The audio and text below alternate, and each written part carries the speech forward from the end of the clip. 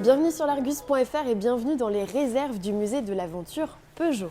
Aujourd'hui, nous partons à la découverte de 10 concept cars insolites qui sont gardés ici précieusement par le conservateur du musée Hervé Charpentier que nous allons accueillir.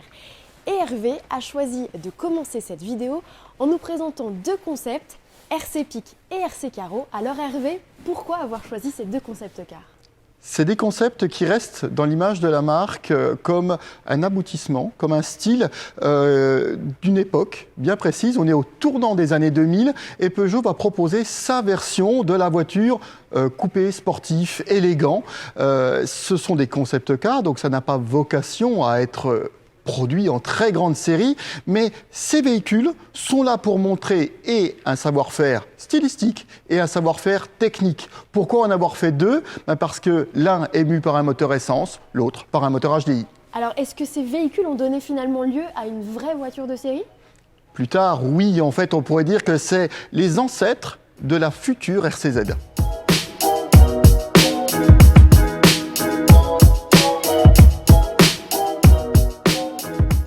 Hervé, on est dans l'une des multiples allées que contient ces réserves et on s'est mis à côté du SR1, un concept de 2010 de l'ère de Gilles Vidal qui a donné lieu à quoi et pourquoi l'avoir choisi ? Alors en fait, c'est un concept car qui est un peu particulier. Celui-ci ne va pas donner de véhicule qui lui ressemble trait pour trait. Néanmoins, sur un salon, il faut savoir qu'il y a des personnes qui écoutent ce que les gens vont dire d'un concept car. Et là, par exemple, ce qui est marquant dans cette voiture, c'est que vous avez le petit volant. Et le petit volant va plaire. Et qu'est-ce qu'on va retrouver sur la future 308, le petit volant ? Une planche de bord épurée. On va pouvoir avoir un véhicule où on n'a plus besoin d'avoir bac plus 18 pour piloter et connaître toutes les fonctionnalités de sa voiture. Ça plaît énormément, c'est le futur habitacle de la 308. On va également retrouver des éléments de style. Si on regarde bien le feu arrière de cette voiture, on voit apparaître la forme en C, qui est si particulière des véhicules de la génération 8 chez Peugeot.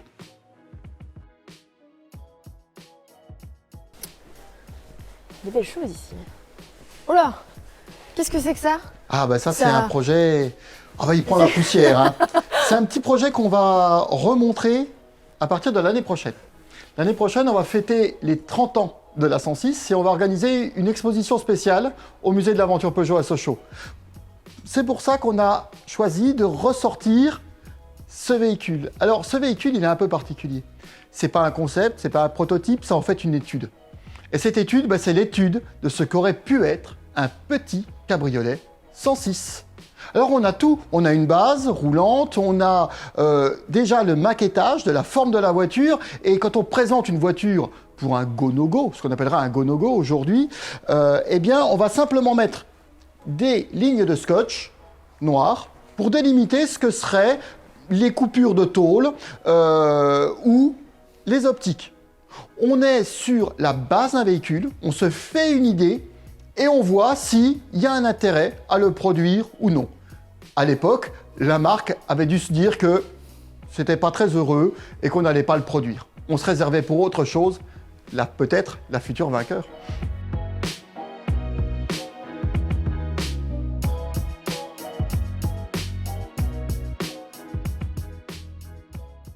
Cher Hervé, vous vous êtes mis au volant d'une voiture et heureusement que vous vous êtes mis au volant parce que finalement je ne reconnaissais pas l'arrière de l'avant. C'est la spécificité de cette 104 Peugeot. Exactement, c'est un concept Pininfarina qui avait été étudié pour faire un petit véhicule, alors qui aurait pu être un véhicule très facile à produire puisqu'en fait toutes les pièces de l'avant peuvent être interverties avec celles de l'arrière. Aussi bien le pare-choc bas, le pare-choc haut, le capot, que le coffre ou le pare-choc arrière bas et haut.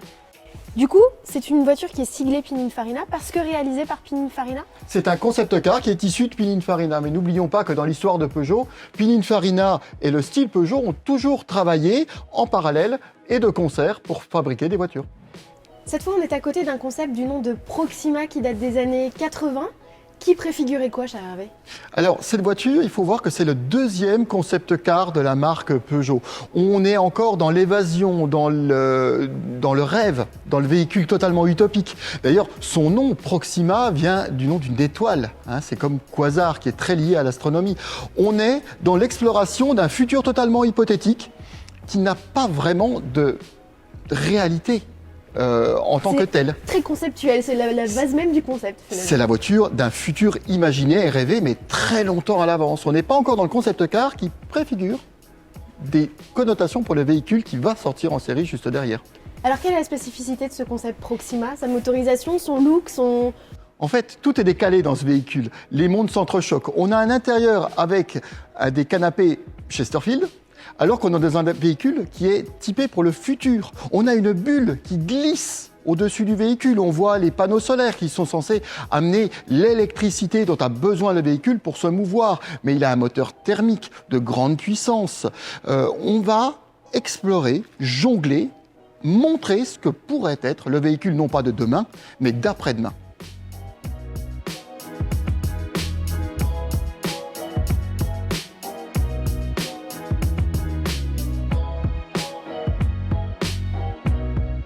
On est toujours dans les réserves du musée en compagnie d'Hervé Charpentier, le conservateur. Et cher Hervé, on s'arrête à proximité d'une voiture du nom de Sésame qui a toute la voiture de série. Excusez-moi, mais ça ressemble à une 1007 quand même. Alors là, on est juste avant la sortie de la voiture. Donc on présente le véhicule au public. On ne lui donne pas encore son nom, qui n'est peut-être pas encore totalement arrêté. Parce qu'il ne faut pas oublier que 1007, c'est la première des voitures qui va avoir le double zéro en partie centrale. Et donc là, je vous renvoie à l'organisation des numérotations chez Peugeot. Et comme on ne veut pas encore révéler ce double zéro, eh bien, on va présenter Sésame, qui est en fait le nom de code de ce concept qui préfigure la voiture de série. Et qui a une particularité, comme la voiture de série, finalement, elle présentait aussi cette porte latérale coulissante. C'était pour donner un petit avant-goût au public ? C'est tout le projet, en fait, qui est résumé dans cette porte latérale coulissante. C'est un petit véhicule urbain qui passe partout, qui se faufile partout, et on n'a pas besoin d'énormément de place sur les côtés pour ouvrir les portes, parce qu'on sait que les deux portes, généralement, les portes sont très larges, et on est toujours embêté quand on veut les ouvrir. Et là, en milieu urbain, eh bien, la porte coulisse sur l'arrière. Et d'ailleurs, les gens ne s'y trompent pas aujourd'hui. Tous ceux qui possèdent une 1007 veulent absolument la garder parce qu'elle est ultra pratique. Hervé, qu'est-ce que c'est une 306 pas comme les autres? Alors, c'est une 306 HDI break de chasse. En fait, on est sur une ligne un peu particulière. C'est comme un coupé, mais avec un coffre de break. Et là, on est sur une silhouette qui est très rare, qui n'est pas commune. C'est pas dans les silhouettes traditionnelles de ce qu'on connaît dans la symbolique de l'automobile. Néanmoins, c'est un style à part entière qui existe et qui est proposé en fait sur ce véhicule qui détonne forcément parce qu'on ne s'attend pas vraiment à voir ce genre de véhicule sur un salon. Et qui n'aboutira jamais finalement? Alors non, c'est un essai de style, c'est montrer ce qu'on pourrait faire, mais il n'y a pas de marché réellement ou un très petit marché. Et comme Peugeot vise des gros volumes, eh bien, on ne produira pas cette voiture en grande série. Alors si la silhouette n'est pas retenue, il ne faut pas oublier qu'un concept car, c'est également un démonstrateur technologique et qu'à bord de cette voiture est embarqué le tout nouveau moteur diesel HDI de la marque Peugeot qui va équiper les 306 et les 406.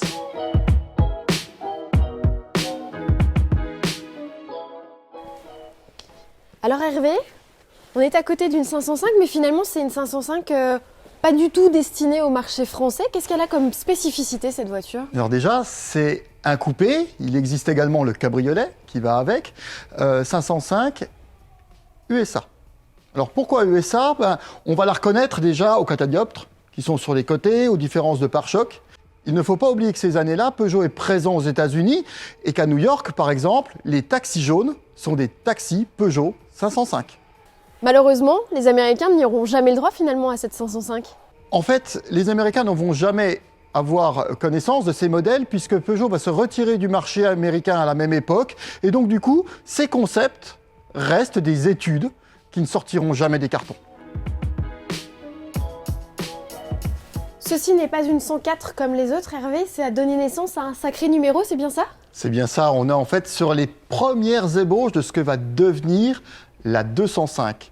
Alors en fait, ça ressemble en effet à une 104, mais la raison est simple. On part de la plateforme 104. Et là-dessus, Gérard Velter, styliste Peugeot, doit faire tout ce qu'il peut pour renouveler le genre et doit créer la future 205. Néanmoins, l'architecture de la plateforme en elle-même ne lui permet pas de créer quelque chose qui soit harmonieux. Et Gérard Welter va pouvoir faire plier la technique et modifier pour le style la plateforme de la future 205. On est dans l'ébauche, quand on présente ça, on sait très bien qu'on va présenter quelque chose qui va être refusé, mais il faut argumenter le fait que la plateforme ne réponde pas aux besoins du style.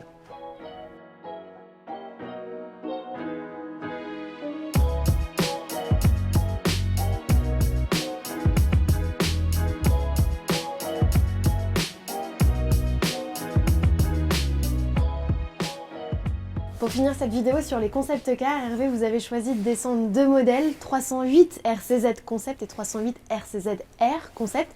Pourquoi les avoir choisis? Parce que ce sont des concepts qui vont préfigurer un avenir à une vraie voiture. Déjà, ce concept, il a tellement plu lorsqu'il a été présenté qu'il a fallu que Peugeot travaille d'arrache-pied pour pouvoir mettre en route la production d'une vraie voiture. Mais néanmoins, ce concept, il a déjà tout de la future RCZ dans sa forme, dans ses lignes, jusqu'à la bulle double à l'arrière de la voiture. Et puis, que serait RCZ sans présenter RCZR? RCZR, le RCZR Concept, en fait, c'est l'avant-projet de cette motorisation bien spécifique. On va retrouver, en fait, tous les aménagements de la phase 2 de la 308 à cette époque-là. On va couper la pointe du phare, et puis on va avoir un clin d'œil à la série des Onyx chez Peugeot avec le remplacement des chromes par du cuivre. On le retrouve sur la face avant, mais également sur les arches du véhicule. On se quitte sur ces belles images. Merci beaucoup Hervé Charpentier de nous avoir accueillis au sein de ce joyau. C'est un réel plaisir. Et merci à vous tous de nous avoir suivis et je vous donne rendez-vous très bientôt sur l'Argus.fr pour de nouvelles vidéos. À bientôt.